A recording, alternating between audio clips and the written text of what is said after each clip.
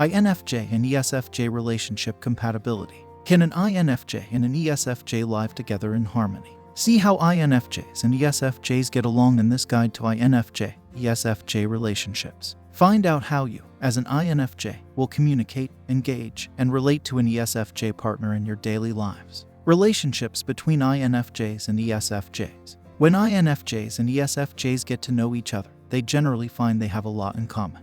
When getting to know an ESFJ as an INFJ, you should bear these concerns in mind. You are an intuitive feeling type, thus you value close personal ties. You want to know what makes the people you care about tick so you can encourage them to flourish. You are drawn to persons who seem to be sympathetic, thoughtful, and idealistic, and seek relationships that help you to grow and develop. The two of you have some pretty fundamental differences in how you perceive things, and this can make getting along a hardship for both of you. That doesn't mean you can't be friends with them. In fact, you may find that getting to know their perspective enriches your own. Nonetheless, there will be difficulties in this partnership. Generally, you are focused on people, relationships, and values. You have a big heart and are always on the lookout for ways to improve the world.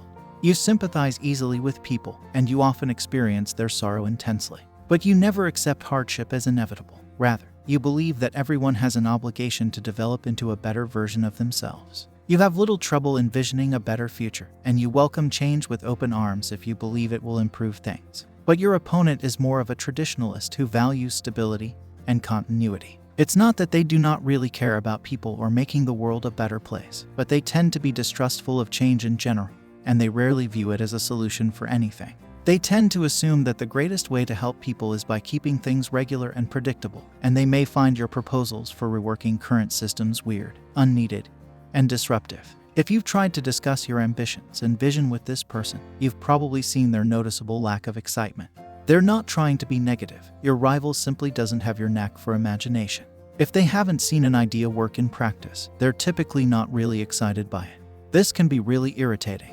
At your worst together, you'll tend to perceive this person as uninteresting, stagnant, and unimaginative. They'll think you're a dreamer who can't handle reality. So what's the upside? The same things that frustrate you about one another are also possibilities for learning. You really can be a bit impractical at times, but you also have fantastic ideas. This person can assist you evaluate your ideas in light of practical consideration, increasing the likelihood that you will be able to put them into action.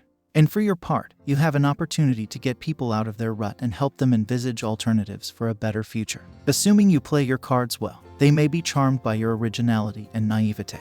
This individual probably has more pep in their step than you do, and you could find their zeal to be contagious at times. You may need to tell people when you need time alone or some privacy. It's crucial to note that there's no such thing as a perfectly matching combination in personality typing. Exchanges between an INFJ and an ESFJ. Any two people, regardless of their personality types, may find it difficult to communicate effectively with one another. This includes INFJs and ESFJs. By being aware of the challenges that often develop when INFJs and ESFJs communicate, you can learn how to reach an understanding more quickly. You have a different style of communication from this individual, and you'll need to make some compromises if this connection is to reach its full potential. You have a propensity for using very theoretical language wherever possible. The why of a situation is investigated as you place an emphasis on drawing inferences and constructing an explanation.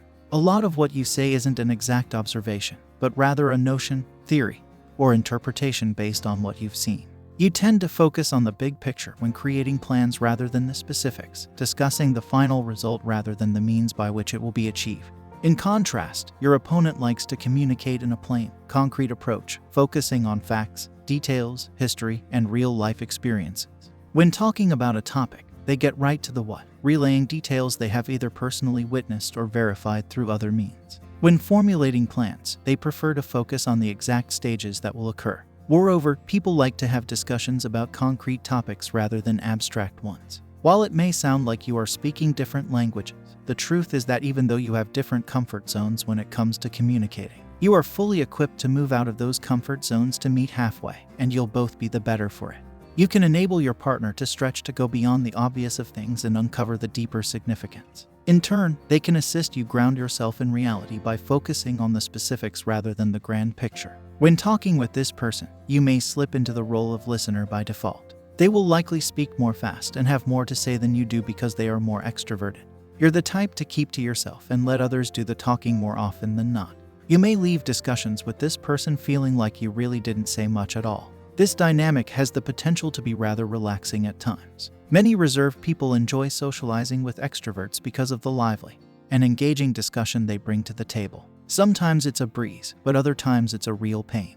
As a result of their perceived lack of initiative, extroverts may feel that introverts have nothing to contribute to a conversation.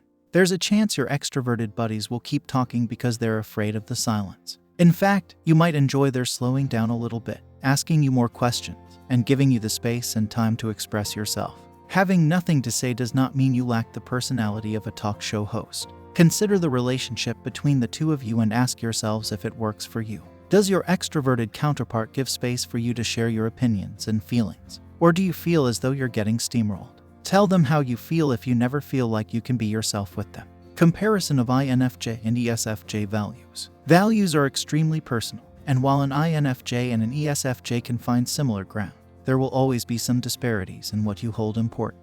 However, you can better appreciate and work around your differences by learning how the INFJ and ESFJ approach values. It's clear that the two of you have a great deal in common when it comes to caring about and serving others. You both like employment that allow you to serve people in healthcare, social service, education, or the like, or you both may spend time volunteering for causes that are important to you. Know of how your empathy manifests itself. You will both agree that selflessly assisting others is a core value. Your divergent values are the key difference between you.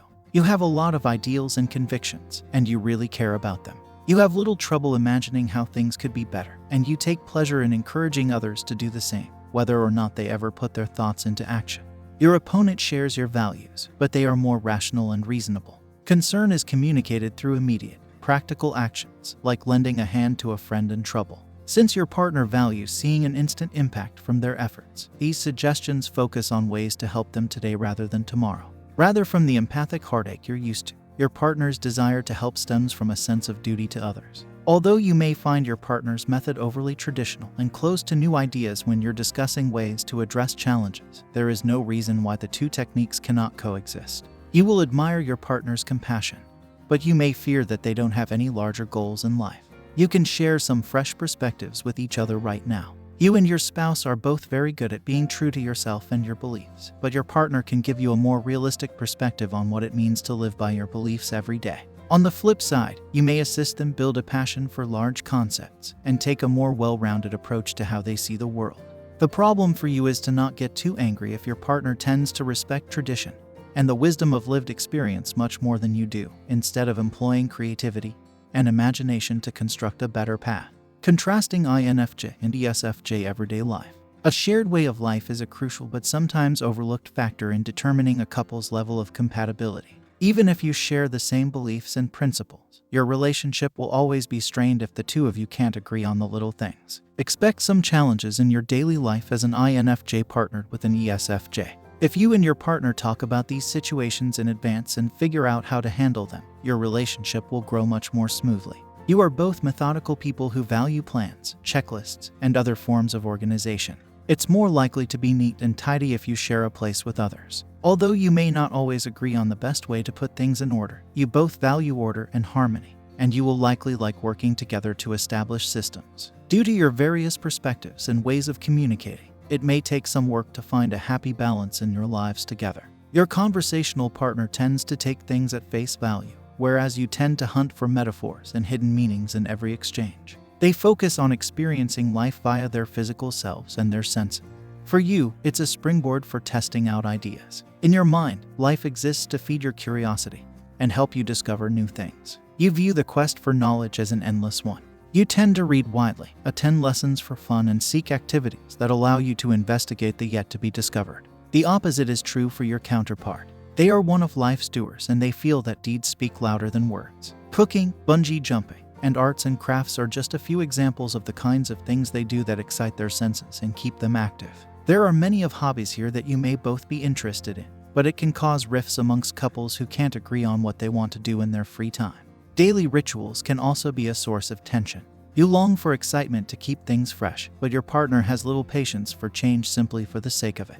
Don't let this cause discord between you. Instead, see the mutual benefits of working together on this. You can focus on the big picture and offer up the viewpoints and possibilities that give your partner a deeper understanding of the universe. They have the ability to zero down on the specifics at hand, in the here and now, and to drive home the importance of the moment.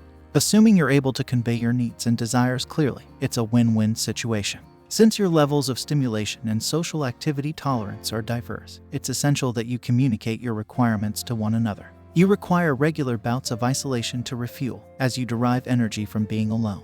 Your partner, by contrast, is fueled by action and probably makes plenty of room for friends, family, and social events. Neither of you will like it if the other person constantly overbooks your social schedule, but they will also not like it if you refuse to socialize with them and leave them lonely. The two of you may have trouble communicating since your spouse likes to go right into solving difficulties while you tend to push them under the rug. If your partner is being overly insistent and nagging, it can feel like you're being pushed into a corner when you need some time to gather your thoughts before an important chat. On the flip side, it might be difficult for your partner if they feel they have to constantly draw a conversation out of you since they know how to speak their mind and defend their viewpoint.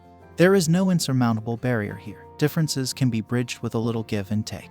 Your partner's responsibility is to respect your need for solitude while urging you to attend events that are important to them. Compromise is a two-way street, and in exchange you must be fine with your partner going out and obtaining the social contact they need without resenting them for leaving you alone. Thank you for watching, and don't forget to subscribe and hit notification bell so you will be notified whenever we upload a new video. Remain better.